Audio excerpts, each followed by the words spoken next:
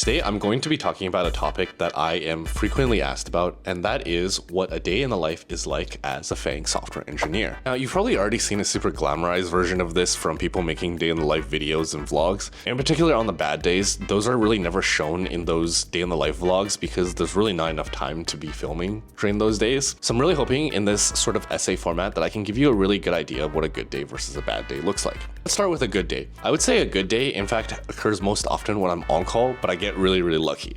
For example, I wake up at 9 a.m. and I check my Slack and I don't see any reach outs nor any Sev2 pages, so I decide to take it pretty easy and take my scooter and head to the office at around 9:30 a.m. I get to the office at around 10 a.m., grab some water, and basically start my on-call shift, first dealing with tickets that are lower priority because I haven't been paged for Sev2s.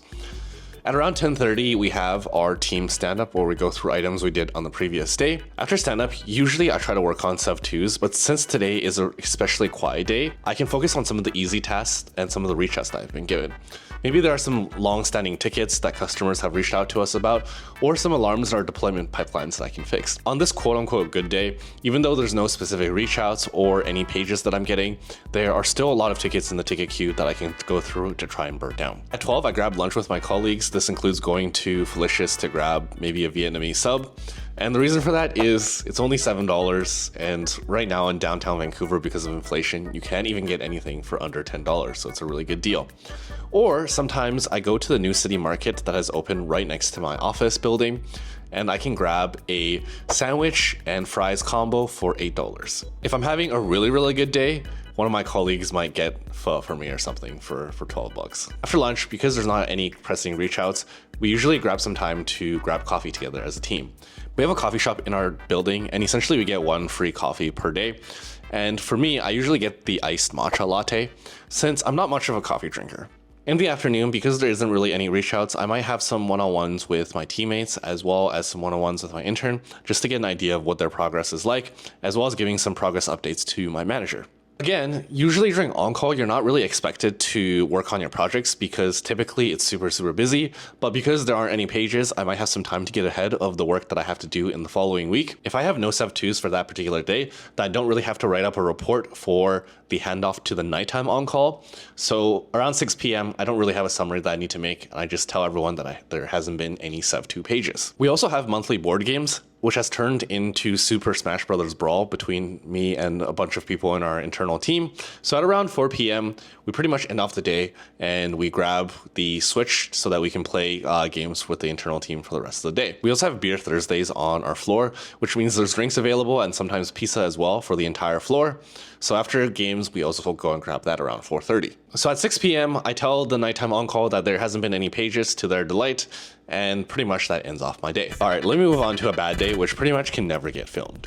So usually the bad day starts the day before. I probably have some leftover coding work that I couldn't get to run properly, or there's some deployment failing that I really need to prioritize for today. In addition, I probably have some crucial design meetings, which have some action items that I have yet to complete before the design meeting. Because of all this leftover work from the day before, I reluctantly wake up at around 7 a.m. and go straight to my desk to start working. I try to tackle the most difficult problems first, which usually is trying to debug some code that I wasn't able to figure out the day before. So because it's a really bad day, I realized at around 9 a.m. that I still haven't been able to figure out the code that I'm working on. For my team, we have a second type of on-call shift called wizarding, where we deal with internal reach outs rather than sort of reach outs from external customers. And we basically handle deployments as well as a lot of code reviews for our team. So I realized during this time where I was getting ready and going to the SkyTrain, I've already been reached out multiple times and have also been asked to deal with some deployments. On Slack, then I proceed to deal with these reach outs, and then if it's a really bad day, I try to work on the SkyTrain to deal with some of the deployments that have major deadlines. At the same time, I'm thinking about the code that hasn't been working and trying to decide if I should, at this point, try and ask my teammates for help or try and figure it out a little bit longer. At this point, I'm at the office, I grab some water quickly and decide to take a little bit further look on my code as well as the deployments that I got reach outs for. Then we have stand up at around 10.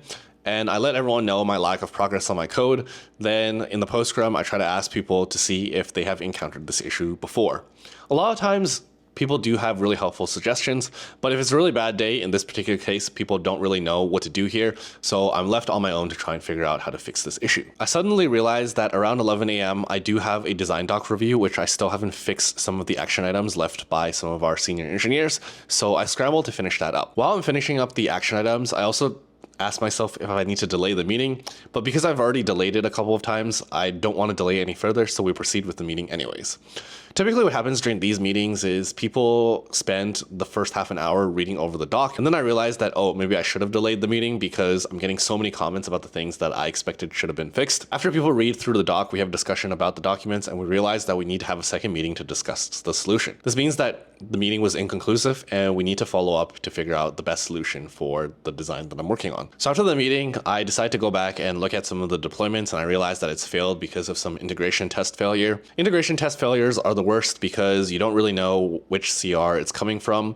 Basically, when we do a deployment, it could be coming from numerous teams, and when you're trying to fix the pipeline for a particular integration test, you really need to dive into the code to really debug what in the world is going on with the integration tests. I pretty much spend my entire lunch trying to figure out why this integration test failure is happening, and looking through the CRs that have been deployed between now and the previous deployment. The reason why this is so difficult is because while you're trying to focus on dealing with debugging some difficult code that you haven't really written, you are also getting reach outs from other people trying to get help on some issues.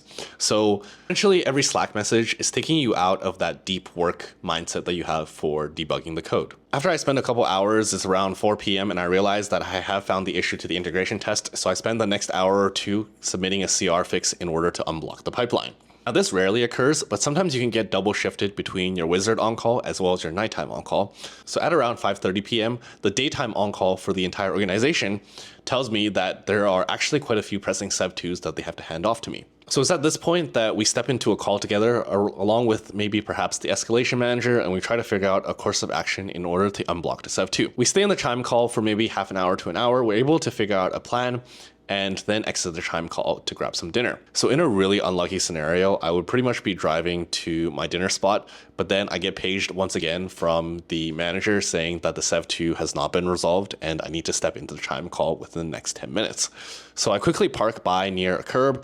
I quickly grab my laptop, get connected through my phone hotspot, then step into the chime call to chat about the issue that has occurred once again. We try to deal and debug the customer issue, but we realize we can't fix it in that call. Generally, this is because there's some high impact event happening, not only for us, but happening for other teams as well. Generally, at this point, if neither of us can figure it out, we pretty much have to page in other teams to try and sort out this issue. Initially, when I get a moment of time, I drive back home and decide to cancel the restaurant plans, and I pretty much spend the rest of the day stepped into a call with all of the escalation managers and try to figure out how exactly to fix this ticket. Now, if we're really unlucky, there has been times where you get paged once again at around 11 p.m., 12 a.m., and at around 2 a.m., me, the escalation manager, the other team members on calls, we finally all log off and we write up the notes to tell the daytime on call at 9 a.m.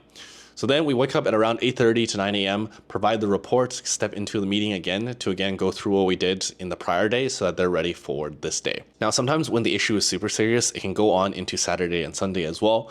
So pretty much I am ready for any reach outs that may occur during my nighttime on calls during those days as well in order to deal with those present issues. At the end of the weekend, we have to write a report to chat about what occurred and how to mitigate this issue going forward. So I pretty much spend the rest of my Sunday trying to figure out a summary in terms of explaining the situation that had occurred. But yeah, by the end of the day, I am so sick of hearing this specific sound.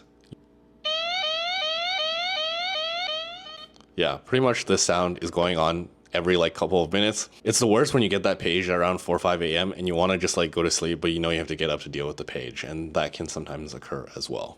But yeah, that pretty much summarizes a really bad day on call, as well as dealing with some of the coding issues and design doc issues that can occur.